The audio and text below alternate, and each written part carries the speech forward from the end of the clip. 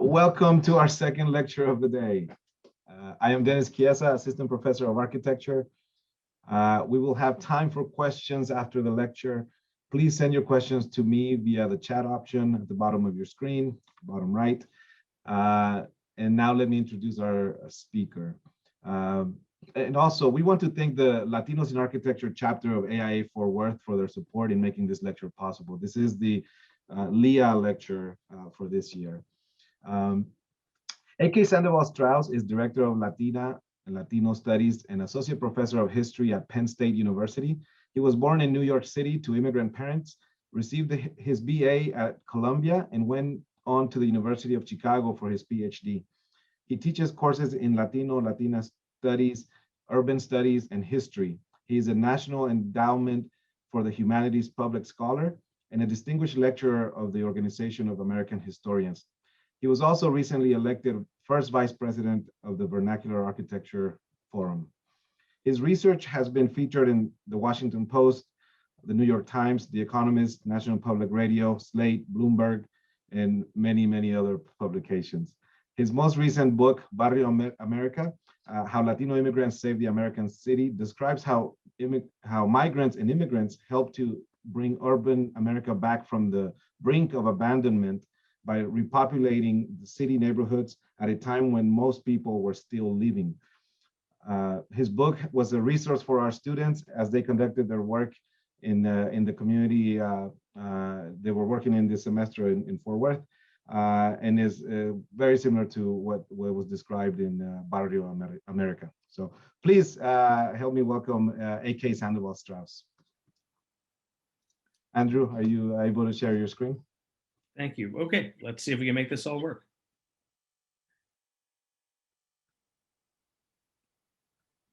Great. And all right, look, more or less full screen now? Okay. Yes, we're good. All right, let me know if there's any issue. I've got both computer and printed copies of the talk, just because you can never be quite sure enough. All right. Thank you all for being here. On a quiet street in Oak Cliff, in a modest yellow wood frame house, sits the headquarters of the Federación de Clubes Zacatecanos del Norte de Texas, the Federation of Zacatecan Clubs of North Texas.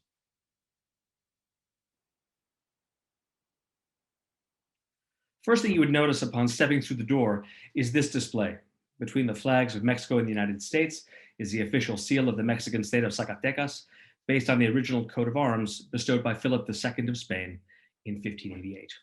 The display is the creation of the Federation's founder and president, Manuel Rodela Rodriguez. Rodela was born in 1942 and spent his childhood in Tepechitlan, a pueblo of a few thousand people. When he was a boy, his family moved to Ciudad Juarez on the border. Rodela recalls, "I didn't want to go to Ciudad Juarez or anywhere else. My mother would say, 'Let's go, my son, we're leaving.' And I would answer, 'No, you go ahead. I'd rather stay right here.'" In Juarez, Rodela and his brother formed a conjunto called Los Supremos, which a local newspaper called the most popular youth band on the border. He went on to study electronics at the city's Edison Institute, and a few years later, he married a Texas-born Mexicana. They moved to the United States in 1971. 10 years later, Gloria Rubio took a very different path to Oak Cliff. She had lived in El Sauce, a small river town named for the willow trees that grow alongside the river.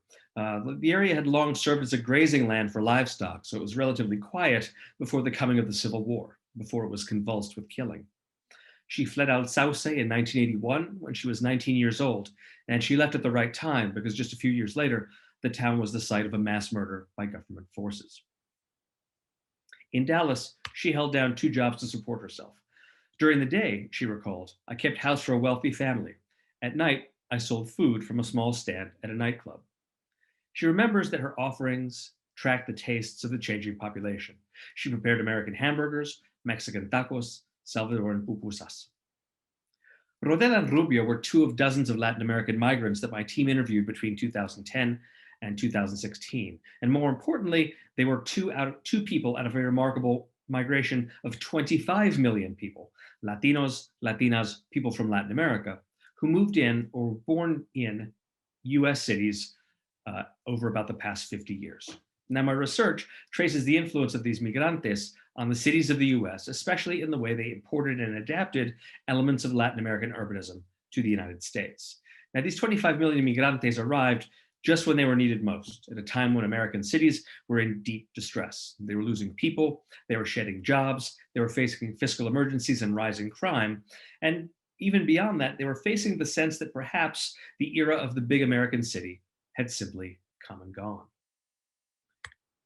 If these migrantes had not come, a lot more American cities would look like the parts of Detroit, Michigan, or Gary, Indiana, or Youngstown, Ohio, that have become the sad poster children of urban decay, whose abandoned homes and shuttered factories, ghostly office buildings, and empty schools we know from books of ruins photography. In other words, they and immigrants from elsewhere in the world, I want to emphasize that my research is based on Latinos because I speak Spanish, but if I could speak Arabic, Korean, Chinese, Yoruba, the project might have looked very different. But broadly speaking, they and immigrants from elsewhere in the world helped solve one of the biggest problems of the 20th century, the urban crisis.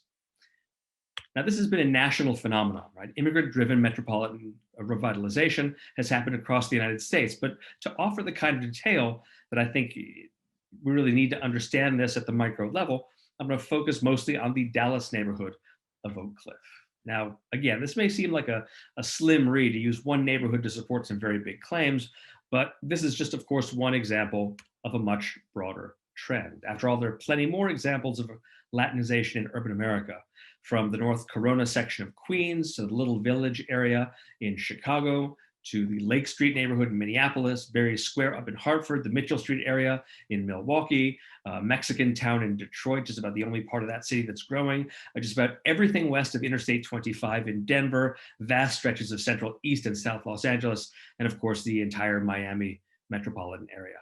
Taken together, these areas represent really a transnational transformation of American cities that works both in the United States and, as I'll explain later on in the talk, also transforms landscapes across Latin America. All right, so Oak Cliff, as you probably already know, Oak Cliff was a rural area that became a town in 1890 and was annexed into Dallas in 1903, but it really grew quite slowly for decades thereafter. Then, in 1941, the United States Navy built a massive plant producing aircraft and munitions, and that offered well-paid manufacturing jobs. As a result, Oak Cliff grew quickly. Between 1940 and 1950, the local population swelled by more than 75% as thousands of families moved in. Around mid-century, you could see the resultant prosperity along Jefferson Boulevard, Oak Cliff's main shopping district. Exterior photos like these show a streetscape crowded with cars, lined with well-maintained storefronts, and inside these stores, you would have found really an abundance of consumer goods. It's worth noting, I should say, that Jefferson Boulevard was home to scores of small, independently owned local businesses. And I want to stick a pin in that because I will definitely come back to it. And indeed, it was in 1950 that Oak Cliff's population reached its 20th century peak. In this, it was much like a lot of big industrial cities. It was much like Chicago, Detroit, Buffalo, Pittsburgh, Cleveland, St. Louis. Virtually every old industrial city in America reached its population peak to that point in 1950. Now, this is not to say that Oak Cliff was good for everyone. When the journalist Grover Lewis wrote about leaving the neighborhood, his was not an exercise in nostalgia. On the contrary, he titled the article, "Farewell to Cracker Eden." Lewis recalled that, as he put it, the ethos of the place was absolute white supremacy, reinforced by old-time religion and male chauvinist prickism. And indeed, his opinion was well-founded because when the civil rights era came, Oak Cliff was caught up in the city's numerous episodes of white resistance to integration.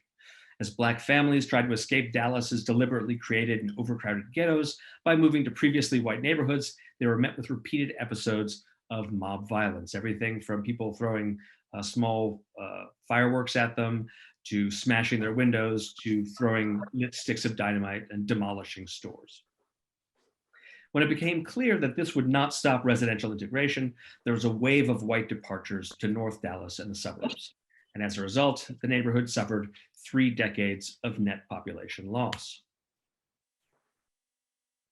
So when Grover Lewis revisited the area in 1992, he wrote, The devastation was total. An entire neighborhood sunk in rot. The surviving houses were vine-choked, boarded up, literally atomizing in a ghastly mockery of the thriving community I recalled.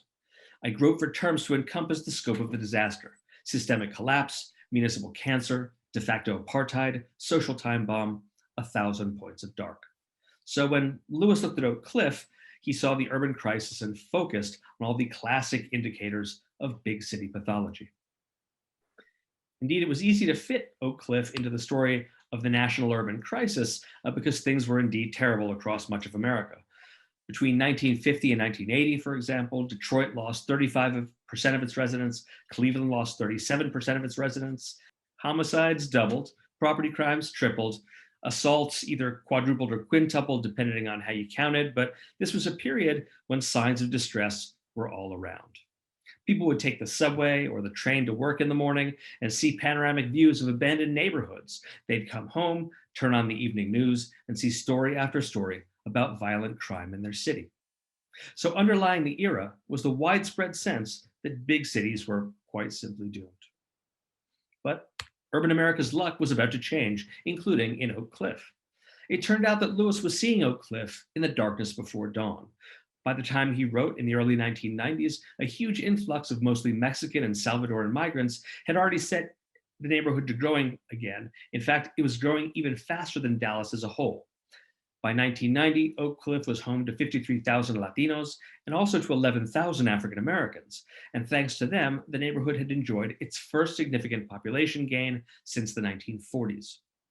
By the year 2000, it was more than 3/4 Latino, 10% Black, and boasted more than 113,000 residents. That was 30% more than at its previous peak in 1950. All along Jefferson Boulevard, which is pictured here, empty storefronts were being reoccupied. If in 1970 the street had only one identifiable Latino business, by the year 2000 it was dominated by bodegas, panaderias, taquerias, botanicas, fruterias, quinceañera and bridal shops, travel agencies, and money transfer outlets. In other words, small, locally owned stores had once again become the backbone of the local economy. Residential real estate was recovering as well. I went tract by tract through the census looking at median home values and rents. These had fallen in almost every Oak Cliff tract in the 1960s and again in the 1970s, even though across Dallas as a whole. But in the 1980s and the 1990s, they rose in virtually every tract. And in fact, they rose so quickly that they outperformed the city's growth overall. At the same time, crime decreased dramatically. Citywide, the homicide rate fell to barely more than a quarter of its peak. There were over 500 homicides in 1991. 20 years later, there were only 133. And meantime, the city had grown significantly, so that reflected a dramatic drop in violent crime. In Oak Cliff specifically, I was able to use the National Neighborhood Crime Study to show that the crime rate was significantly lower in Oak Cliff as compared to other comparable neighborhoods. So it was no wonder that by the mid-2000s, the city's leading newspaper was celebrating Oak Cliff as what it called the Latino downtown of Dallas. And it's no wonder, I should add, that since then, Oak Cliff has been the site of such aggressive, intense gentrification, something that I'll return to toward the end of my talk. Now, these stories of urban recovery were not limited to Oak Cliff. Most of urban America saw a dramatic turnaround. Nationwide, by the 2010s, crime had dropped to 50-year lows.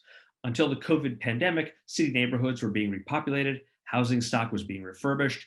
In fact, so much so that it had become its own problem.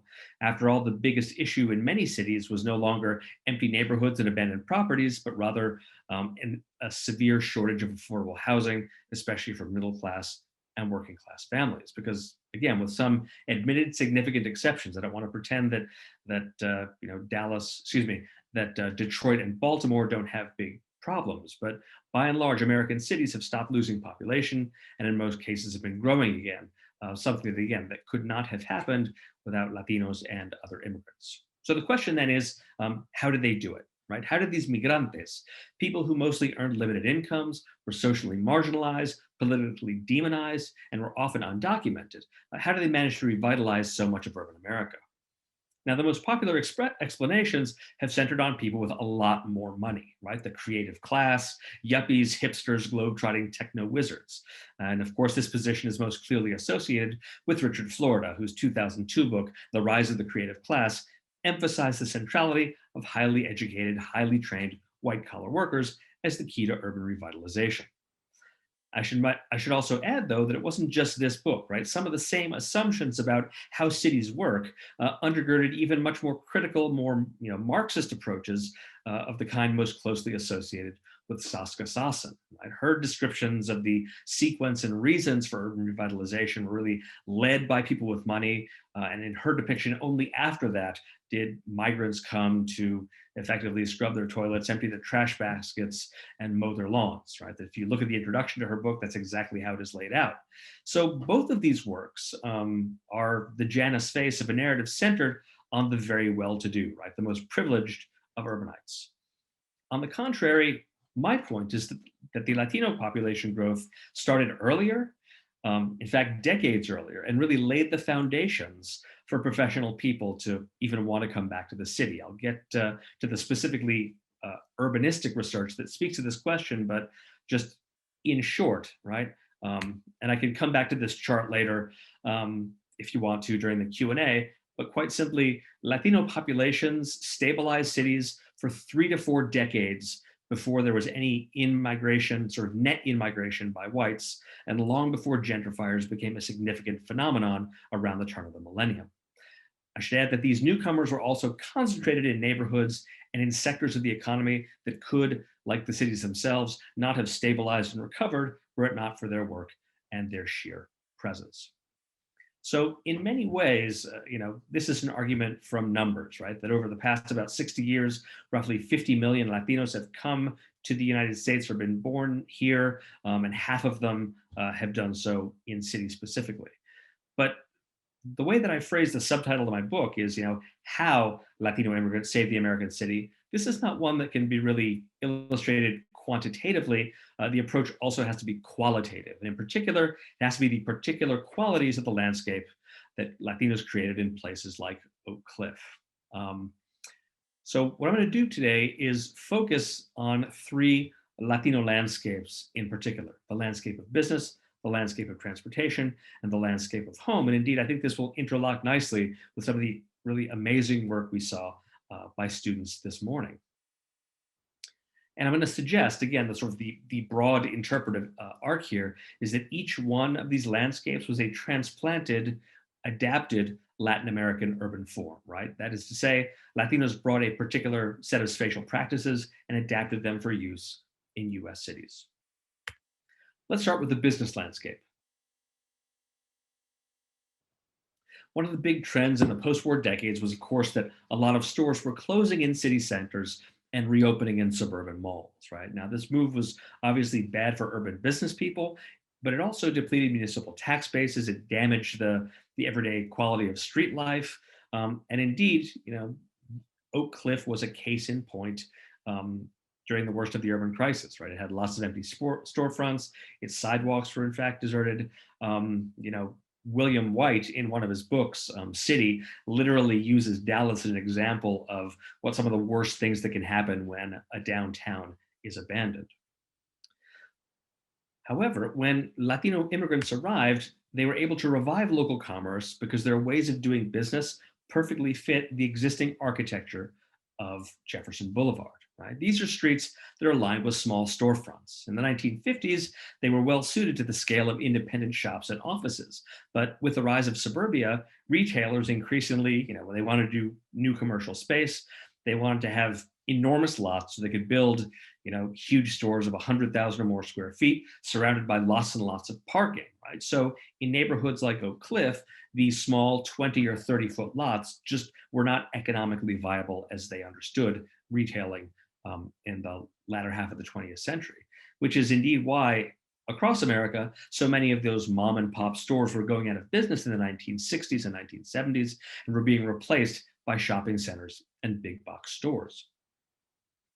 But things worked differently in Latin America and in Latino America. South of the Rio Grande and throughout the rest of the hemisphere, the scale of retailing had remained much smaller, with people much more likely to run their own small businesses. And since supermarkets didn't catch on until later, the fact was that there were entire categories of stores that had mostly disappeared from the United States. Things like butcher shops and fruit stores and independent bakeries that were alive and well in Latin America as carnicerias and fruterias and panaderias, right? In Oak Cliff and barrios like it, Latino small businesses managed to thrive in precisely the years when English-speaking shopkeepers were being driven out of business. So again, right, how did they do it? Now, part of the story is that they worked incredibly hard, but let's be honest, so did small business people from many different backgrounds and demographics in the United States that were just, again, getting creamed in these years. Now, when we try to explain exactly what happened, the first thing that we have to think about is language, right? Stores that were run by migrantes enjoyed very high customer loyalty because newcomers preferred to do business in Spanish, right? And in fact, when possible, they preferred to do business with people from their hometowns or their home states. The second key factor was competition. Big retailers were pretty slow to realize the potential of the Latino market. And so the relentless cost cutting, right? The kind of predatory pricing that drove so many shoe stores, sporting goods stores, hardware stores out of business was simply less of a problem. There was less downward price pressure on Hispanic businesses. As a result, all of those bodegas and panaderias and taquerias and botanicas helped revive commerce on places like Jefferson Boulevard in Oak Cliff and all across Latino America, really. Indeed, if you look at the Kaufman Index, which is sort of a well-established measure of entrepreneurial activity, in almost every single year from 1996 to the most recent numbers in 2018, Latinos were more likely than any other demographic to open their own businesses. Now, some of the other one of the other factors underlying the success of Latino commerce was the second landscape I want to talk about, that is the transportation landscape. And here, the basic story is that there's a very high propensity of migrantes to walk, right? This too is an adaptation of a Latin American urban norm into the metropolitan space of the United States. When they came to Oak Cliff, Latinos often noted the role of cars in their way of life. Teresa Ortiz Alvarado, who arrived in 1971 from a small town in Guanajuato, recalled that one of the reasons that many Mexicanos actually liked to live in Oak Cliff was that it was small and compact enough to get places on foot. He explained, quote, "You could play in the street, in the parks, not like North Dallas where you never got out of your car." Similarly, longtime Oak Cliff resident Rosario Gaitan observed, she said, "Walking, I mean, it's a culture thing to me. Around here, the Mexicanos, they'll walk to the bank, they'll walk down the street. But growing up, the Anglos mostly didn't." And this isn't just anecdotal, right? If you look at the census data, it's easy to demonstrate that Latino households in Oak Cliff had far fewer cars per person than Anglo households either in Oak Cliff or citywide. And indeed, this is something we should expect considering the history of automobiles in Latin America, right? Because the fact was that very few people owned them until relatively recently. I think I can really explain this with two straightforward statistics from Mexico. In 1960, the Organization for Economic Cooperation and Development found that in Mexico, there were 22 motor vehicles for every 1,000 people. In the US, that figure was 18 times higher at 411 per 1,000. And indeed, even 50 years later, when the OECD reran those figures, the United States number was still 5 times higher at 812 vehicles per 1,000 people, as opposed to 165 in Mexico. Now, considering that many of these migrantes were from the rural parts of Mexico, the automobile ownership there was especially rare. For example, in the village of Tzintzuntzan, Michoacan, sort of a place that United States anthropologists visited year after year after year, in 1945, they counted that none of the 246 inhabitants owned a car or truck. 15 years later, in 1960, only 1 of 320 people did. And even by 1970, only 11 out of 360 people from Tzintzuntzan owned a car. Now, given that urbanists and historians and planners and everybody agrees, right, that the automobile has had just unparalleled influence over the morphology of cities over the past century, right, then it should come as no surprise that Latino pedestrian culture can have a major influence on the development of US cities. The third Latino landscape is the landscape of home. Some years ago, a really clever cultural geographer named Daniel Arreola Tejano himself worked on South Texas. He identified a particular kind of house that was common in Mexican-American neighborhoods. It was a dwelling that included a freestanding house with fencing along the front of the property. He interpreted this as a combination of the classic detached Anglo house with the Mexican courtyard house. So courtyard house on your left, Anglo house in the middle, the hybrid house there on the right. And shortly thereafter, urban planner James Rojas elaborated on this idea of the Mexican-American homescape, right? He emphasized that the residential space of this kind of home did not end at the front of the house. Rather, it extended family life onto the porch and into the front yard, right up to a chain link or wrought iron fence at the property line. He also pointed out that this front area was often in frequent use throughout the day. Family and friends would sit on the porch or the stairs where they could supervise small children who played safely just inside the fence line. In the years since, I should say that, so this is one example of a yarda in Chicago. And I wanted to emphasize that it wasn't just that I found the most suitable picture. If you go up and down the streets of Little Village, which is the barrio in Chicago that forms the other half of the analysis of my book, you'll see sort of house after house after house after house with exactly this kind of landscape.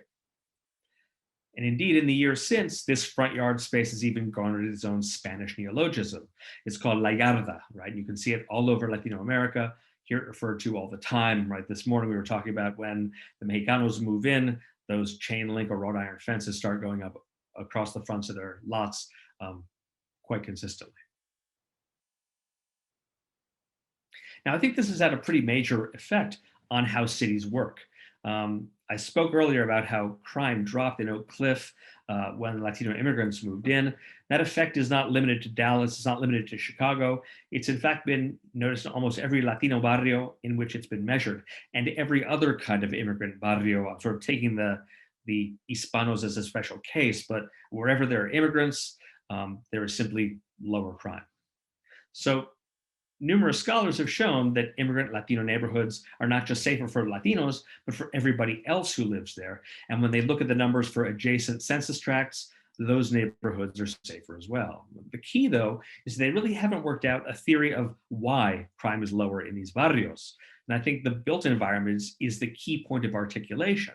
So what I'm arguing here is that Latino landscapes, because of the outdoor domesticity of La Yarda, and the bustling street traffic around Latino businesses, that's why you see a lower crime rate in these neighborhoods, because they serve as what the renowned urbanist Jane Jacobs, 60 years ago now, right, called eyes upon the street, right? People keeping an eye on things and deterring crime that way. The folks were sitting on stoops, looking out of windows, sweeping the sidewalks in front of their stores, and in the process, right, maintaining a sense of vigilance about the neighborhood and everybody who passes through it.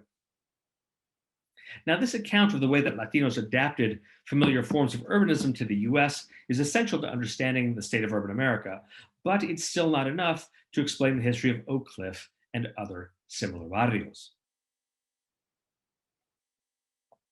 Because these Latino landscapes have not just been the result of cultural diffusion from Latin America to the United States, they've actually developed in constant interaction with the home communities whence these immigrants come, especially in Mexico. Now, the key point here is that the migrantes who revitalized US urban neighborhoods have done even more than that. They've also rebuilt many small towns in their home countries. Among the first things that Mexican migrants did was to take some of the income that they earned in the United States and spend it on their family dwellings back home. As Cesar Valenciano Vasquez, the president of the Organization of Migrants from Durango in Dallas, told me, he said, as soon as we established ourselves in Dallas and managed to get steady jobs, we started to build or renovate our homes in Mexico. Shortly thereafter, they began to undertake community projects. Valenciano Vasquez went on to say, then we started inviting friends, neighbors, and relatives and organized migrant clubs and neighborhood associations and started pooling our money to pave the streets of our towns, fix up the schools, provide electricity, and paint our churches. Now, this started at the grassroots level with the migrantes themselves, right? But before long, various governments saw an opportunity to re-engage with these Mexicanos abroad, right? By establishing new forms of cooperation with them on public construction projects. In Mexico in 1992, the state governor of Zacatecas established the Dos por Uno program, under which the state provided double matching funds for hometown infrastructure and development projects. Now in Dallas, the Zacatecanos, this is Mr. Rodela, the president of the organization. The Zacatecanos joined the program by establishing the Federación de Clubes Zacatecanos del Norte de Texas that I started with. That is, in fact, their clubhouse, right? And with state and municipal support from the Mexican government, they multiplied their initiatives, which included a medical clinic, a church, and a rodeo ring. About a decade afterward, the Mexican government sort of adopted Dos por Uno at the national level as Tres por Uno, a program of triple matching funds from federal, state, and municipal governments. Now, this additional source of funding further intensified the Zacatecans' efforts. In their photo archive, you can see numerous pictures of Federación officials at ribbon cuttings for more projects, right? This is Federación President Rodela Rodriguez in front of a sign announcing the construction of new classrooms in the tiny town of El Fuerte. This is a group of, This is a group of Federación officials inaugurating a new water well that they built in the municipio of Tepechitlan, where Rodela was born. And then having built these projects, they celebrated the results in glossy publications like this one called anuarios, basically yearbooks, in which the Federación's constituent clubs took out ads announcing the completion of their latest projects. Now that's just the Zacatecans I'm talking about, and just in Dallas, right? Dallas-based migrants from many other Mexican states also began to undertake projects as part of Tres por Uno.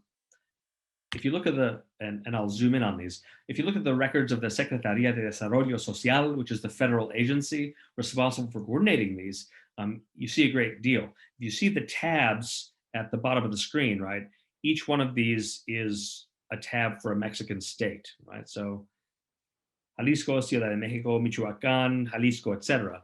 So if you click on one of these, you get the whole spreadsheet of just one state, like this one. Again, I'll zoom in a second. So this is the spreadsheet for just the Mexican migrantes, just from Zacatecas. If you zoom in, you can see every single project. So just in the course of a few years, you see a tremendous variety of projects: roads, housing, drainage systems, electrical grids, street paving, potable water pipes, lecture halls, community centers, streetlights, schoolyards, shelters, chapels, athletic fields, public resorts, a town cemetery, and a water park. And this Tres por Uno program was active all across America. Indeed, the Dallas evidence I presented is from one of the smaller communities, right? Chicago's Mexicanos were launching even more projects, and Los Angeles's more still after that. So nationwide, in its first 10 years of operation, the Tres por Uno program grew from 20 to 795 clubs. And all in all, they invested about 12 billion pesos, or $1 billion, in towns and cities, mostly in small towns in Mexico, right? Now, it's significant that these Mexicanos abroad managed to achieve this while dealing with Mexican governments that were famously corrupt, authoritarian, and altogether difficult to work with, right? And indeed, one of the most remarkable aspects of this process was the way that these Mexican migrants actually managed to gain enough leverage in the process to challenge the prerogatives of their own very powerful government, right? This is a process, if you want to know more about this, the sociologist Xochitl Bada at the University of Illinois at Chicago, with whom I worked on the oral histories, sort of has written the definitive account of that, right? And again, this is just the Mexicanos. If you look at other governments in Latin America, many of whom copied Tres por Uno, including El Salvador, Colombia, Ecuador, Guatemala, Nicaragua, virtually every country in the region, and in fact beyond, has a program just like this. So in the broadest sense, transnational migrants initiated a sustained exchange of people, money, and construction that clearly, concretely, and massively linked communities and reshaped built environments throughout the hemisphere. Now, after all this happened, right, another group of people began to make their own move. And here we're talking about gentrifiers, right? So back in the United States, urban professionals increasingly looked to Latino urban spaces as they sought out neighborhoods with character and authenticity, right? In numerous places, urban professionals paid barrios really their highest possible compliment by gentrifying them, right? So whether it's San Francisco's Mission District, Los Angeles's Boyle Heights, New York City's Washington Heights. And here it's worth noting that the soon-to-be-released film of the play by Lin-Manuel Miranda and Chiara Hudes in the Heights, the entire point of that is the sort of idea of this neighborhood of Dominicans and Puerto Ricanos and Cubanos in northern Manhattan that is sort of gradually threatened by being wiped out. So in the very first scene sorry, not the very first scene, one of the early scenes in the play, the main character, who is a bodega owner named Usnavi de la Vega, he asks, quote, "In 5 years, when this whole city is rich folks and hipsters, who's going to miss this raggedy little business?" And this certainly was the case in actual barrios, right? Here's a sad case of Casaslan on Chicago's west side, where decades-old murals were painted over overnight by a real estate company that bought these buildings. By way of conclusion, I want to go to the words of a migrante, a Mexican migrante named Jose Luis Arroyo, who described an incident that summed up a key aspect of this arc of US metropolitan history. He said the following. He said, "So the other day, this young Anglo guy comes along and he says, 'Hola, ¿cómo estás?' Right? He's speaking Spanish and everything. I tell him, 'Fine, thanks. What can I do for you?' He says, 'Well, this was my father's house and I want to buy it.' I tell him, 'But it's not for sale.' He says, 'But I like it here. I was born in this neighborhood.' And I ask him, 'So why did you leave?' He says, 'I don't know why my father moved out. He just moved out.'" Arroyo explains. He says, "But we as Latinos think these Americans left because they thought we were going to destroy their neighborhood. And then these young people's parents got scared and moved away, and they took their children with them. And then these children grew up and became professionals and came back to visit the barrio. And now," he concludes, "they want to move back." Thank you very much.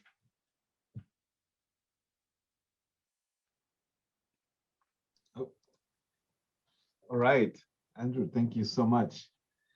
Thank you. So everybody, if you would send your questions to the via chat to me, I will moderate. Andrew, thank you so much. That was great. I was wondering if could you comment on how how this you called it a sustained exchange, which seems to coincide with the closing of the border, which was interesting to see after Teddy Cruz and Fauna Foreman's lecture, right? So as the border becomes much more secured and people are unable to go back to the small towns where they're from, so their money goes, and they stayed here and worked the whole year now, right? And then that also coincides with amnestia and the other things that were happening in the 80s. So can you talk a little bit about that? Yeah, I mean, the great irony of all of this madness about building the wall and closing the border is that the clear intention of nativists and other fans of increased border security is the idea that, quote unquote, we will, quote unquote, keep them out. The actual effect of the militarization of the border beginning in the 1980s was that it disrupted the sort of regularized back and forth motion across the border by Mexican workers that had been by then going on for about 100 years. And these Mexicanos, these migrantes, responded in a fairly logical, predictable way.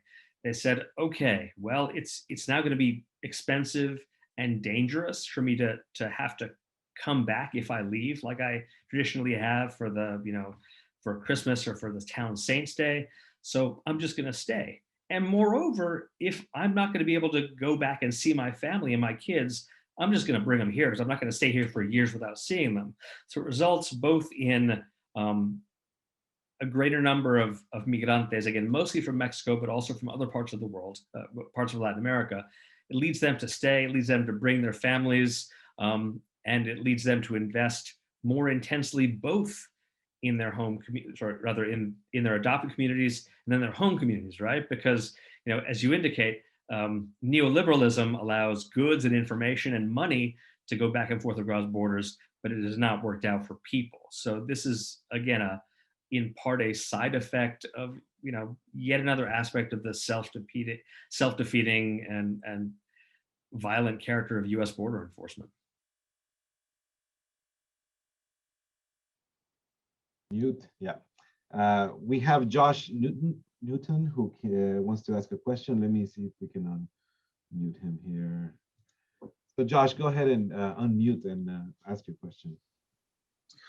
Hello, thank you so much for your talk, Dr. Sandoval Strauss.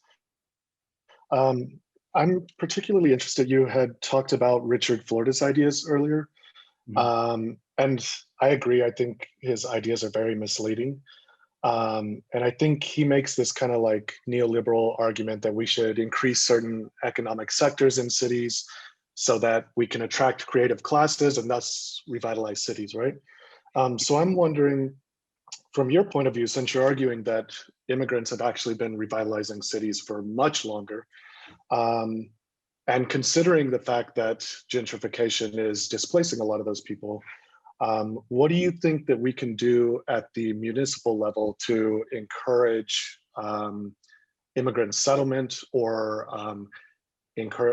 kind of curtail displacement, and also encourage this process of revitalization? Those are three slightly different, really interesting and important questions, because that's sort of what is before us, right? So as far as the easier part is how to encourage migrantes to come. Lots and lots of them already want to. So the answer there is to make it easier, right? The Biden administration has already begun to increase the amount of refugee admissions that is possible. But that's not going to be enough, because according to demographers, in order for us to avoid a sort of populational death spiral, we should be admitting 350,000 more immigrants every single year, even beyond the number that we currently admit. So there we just need to dramatically expand immigration. And in the meantime, we should pass a general amnesty for the about 10 million undocumented people who are already here. I have if you want sort of a more detailed answer, I did a Washington Post editorial just a few weeks ago called, I think, Amnesty for 11 Million People is a No-Brainer. And that uses the example of the 1986 amnistia and shows how those who were granted legal status, their income went up, their quality of life went up, their fear went down, they invested in businesses and homes, etc. So sadly, the logical thing to do, the smart thing to do legislatively is very difficult without, let's say, a couple of senators who don't want to. As far as how to prevent gentrification, that's more difficult, because in a basically capitalist land market, people who bought properties decades ago and have pretty much paid off the mortgages since then, when somebody comes to them, whether they're an Anglo-Sajon or anybody else, and says, hey, I'll give you $3 million for these properties, it's very hard to say no. So I think we want to be mindful of not being moralistic about it, because in some case, gentrification is just these migrantes themselves cashing in on their very, very hard work. Again, for quite a few years, there were enough new arrivals to repopulate any given expanding area.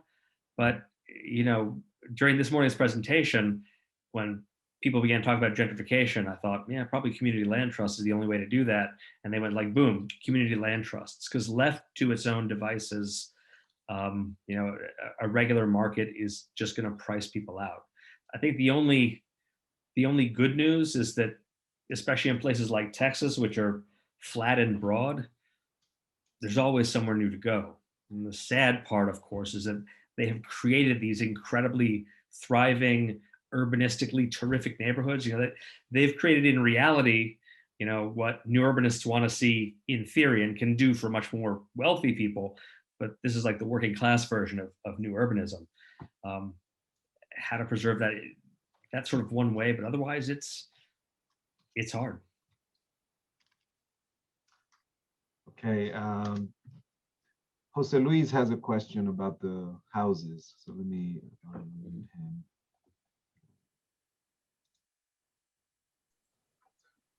Yes, good afternoon. Thank you for the wonderful and insightful presentation. It's very inspiring. I just wanted to ask you, I found quite interesting what the diagram you had about the Mexican house versus the Anglo house and the hybrid. I was just hoping you could elaborate a bit more on the form layouts of one versus the other, and your observations or any well, yes, any observations or thoughts you might have on these forms and their impact on this whole situation. Sure. Basically, the big story here is of life in the street and on the street, right? I mean, it is easy to caricature this as, you know, white people do this and Latinos do that. So you don't want to go that far. But having said that, migrants from Latin America, in addition to those from many other places in the world, it's simply more natural for them to want to be outside, right? All of Latin American urbanism is based on publicness. Like the plaza is the place where you go and sort of manifest yourself as a community. Community is not an abstraction. It is the thing that you form when you are all physically in each other's presence. And indeed, you see a lot of the conflicts that arise in cities that are Latinizing. I'm looking at Allentown, Pennsylvania right now, which is now majority Latino, is that the older inhabitants get very bent out of shape when folks are actually out on the street enjoying themselves. Like, oh, they're too noisy. Why are they playing their music and playing dominoes? And why are their kids all screaming? Because essentially in Anglo-America, as has been noted with concern and regret by two generations of social commentators, from Richard Sennett in 1978 in The Fall of Public Man to, you know, in 2000, Robert Putnam's Bowling Alone, you know, middle-class Anglo-America has turned its back on the street. It's turned its back on publicness with, you know, as I was saying earlier, with its private backyard pools, its backyard barbecues, its home theaters. And that's been a really big problem. The good thing is that there are these millions and millions of migrantes, not just from Latin America, but from, again, everywhere in the world, who have a much more accepting and enthusiastic sense about being outside. To give just one last example on that, the sociologist Eric Kleinenberg, when he wrote his book Heat Wave in 1995, and he noticed that in Chicago during the book was 2002, the heat wave was 1995. He noticed that in the city, the death rate was much higher among white people and Black people. It was roughly not so dissimilar than for Latinos, right? They, I think, comprised 22% of the city and 2% of the fatalities. And after doing a lot of very careful legwork, he said, is because these people naturally went outside when it got hot, right? They didn't just sort of stay in and hope to use the AC. Electricity fails in Chicago. So he said the number one reason was that people who had A, the propensity to go out, and B, places to go, open businesses, like all of those panerias and taquerias and whatnot, where there was, you know, open air, they're the ones who died much less. So this has sort of been demonstrated in tragic form.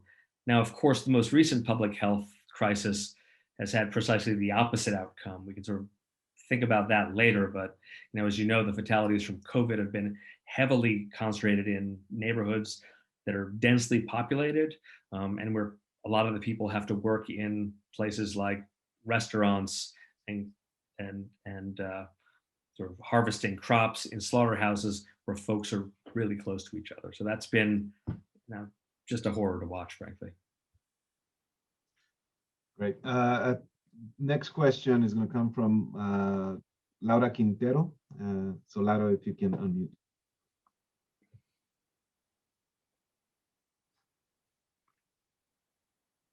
Oh, let me see. Are you there, Laura? Yes, I'm here. Yeah, thank you. You may have to mute your speakers. Yeah, I think she has to unmute again.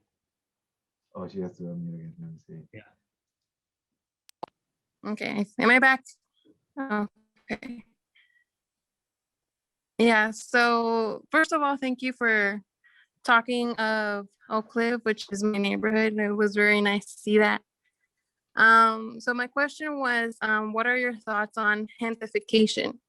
In South Oak Cliff, we are seeing Latinos, what was majorly Black neighborhoods.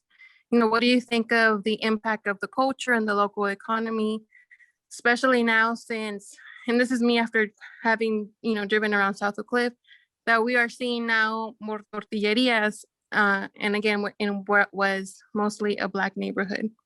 So I just wanted to, kind of, what was your take on that, on gentrification, I guess? Sure, absolutely. I mean, I think there are two issues that I want to address in answer to that really interesting question.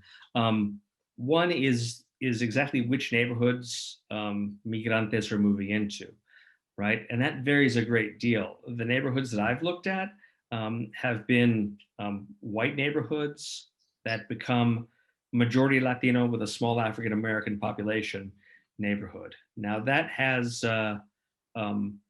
less potential political conflict attached to it, at least between brown and Black people, right? There are other places that sort of go from, as you've suggested, right, from white to Black to Latino. And exactly how that works politically can be very tricky,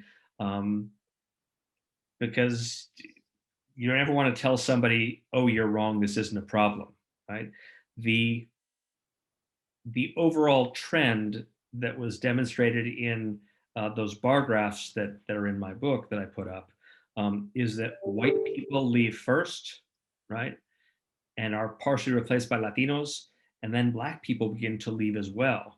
So part of the story is that white flight is often succeeded by Black flight, because after the Civil Rights Act of 1968, there is a reduction, not elimination, but a reduction in mortgage discrimination against Black people. So they can now move out to the suburbs. So there are substantial parts of urban America where Black folks have moved out.